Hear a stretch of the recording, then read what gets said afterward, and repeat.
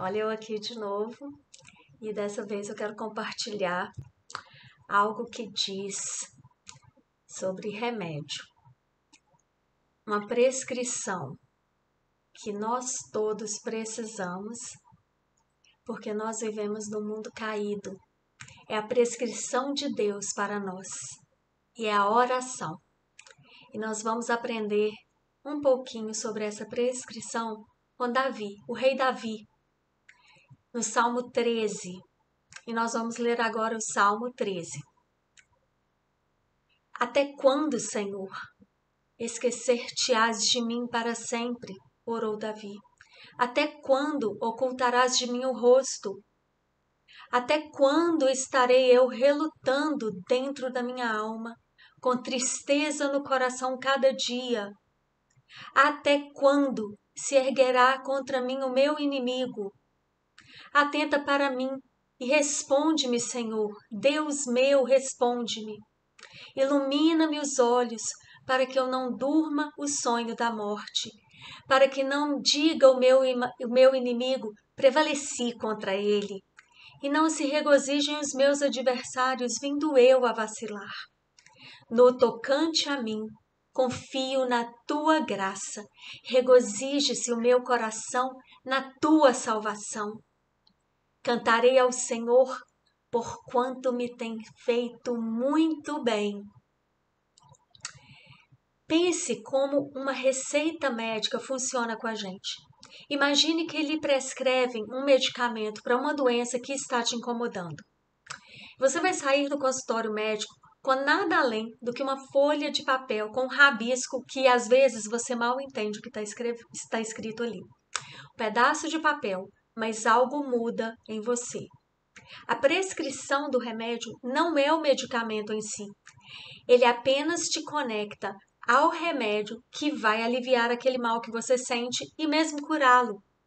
A sua doença ainda pode te incomodar, mas aquela receita lembra você que a sua doença agora é temporária, porque você já tem uma solução bem ali, na palma das suas mãos. O que faz você sorrir mesmo quando a sua doença atual é grave e as suas circunstâncias não mudaram ainda? Uma palavra: esperança. Porque você espera que o que você tem escrito ali naquela receita médica vai te aliviar em alguma coisa. Pelo menos o alívio você vai ter. Assim como uma receita médica para um medicamento, a oração alivia as nossas preocupações antes de consertar as nossas circunstâncias. Pode não ser uma doença. O inimigo, como Davi se referiu, pode ser um problema na escola do nosso filho, pode ser um problema no trabalho, pode ser um problema de desemprego. Podemos ver essa esperança na oração de Davi, quando ele fez o Salmo 13. Nós não temos a certeza da circunstância exata que levou Davi a escrever o Salmo, mas todos nós que lemos já devem ter tido experiências semelhantes. O Salmo começa com a depressão de Davi. Até quando, Senhor? Até quando tu me esquecerás para sempre? Até quando tu esconderás o teu rosto de mim? E termina com Davi celebrando a libertação. Mesmo passando pelos problemas e descrevendo o inimigo, talvez uma queda de ele ter, ele afirma no último verso: eu cantarei ao Senhor, porque ele me fez bem. O Salmo tem apenas 6 versículos. E aí a gente fica pensando, como que Davi passou do primeiro versículo em depressão para uma libertação alegre no 6º versículo assim tão rápido? Não pela mudança de circunstâncias, mas levando as suas preocupações a Deus, pedindo-lhe para fazer aquilo que Deus disse que faria e confiando que Deus o faria. Davi aprende que a oração é mais sobre tu vais, não vais, Senhor? Tu vai cumprir o que a tua promessa diz. É muito mais do que a gente perguntar: quando o Senhor vai fazer, meu Deus? Quando? Embora Davi começa o salmo preocupado com o tempo. Ele resolve finalmente se alegrar no amor que Deus tem por ele e no livramento que Deus promete para ele.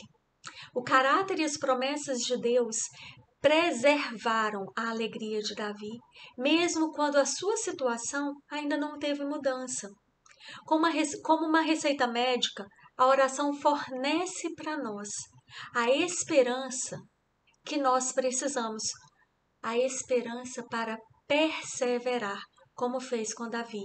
Deus faz uma promessa e ele sempre as cumpre.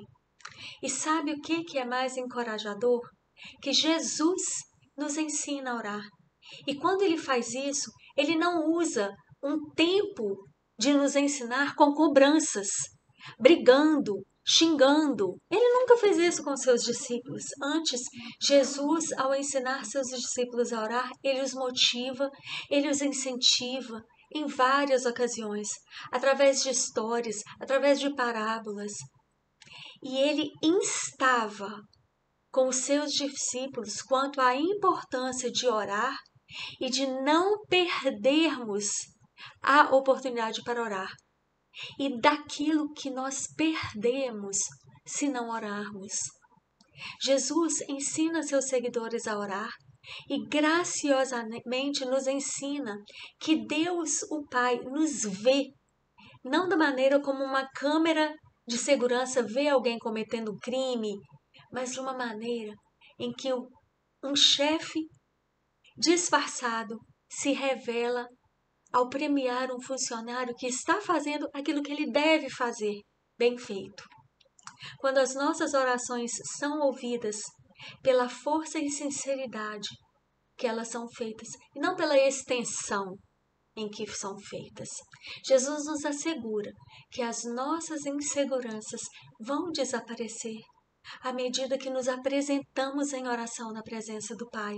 Nosso Senhor nos instrui de tal forma a deixarmos sem nenhuma desculpa para não orar e a termos todos os motivos para orar na luz da esperança que Ele é para nós, dizendo: no tocante a mim, confio na graça do Senhor, regozije-se o meu coração na salvação de Jesus, cantarei ao Senhor, porque Ele me tem feito muito bem. Como Davi na antiguidade orou, como nós podemos orar hoje, porque nós temos Jesus para nos mediar nesta oração ao Pai. Que Deus os abençoe, em nome deste Jesus, o Cristo de Deus. Amém.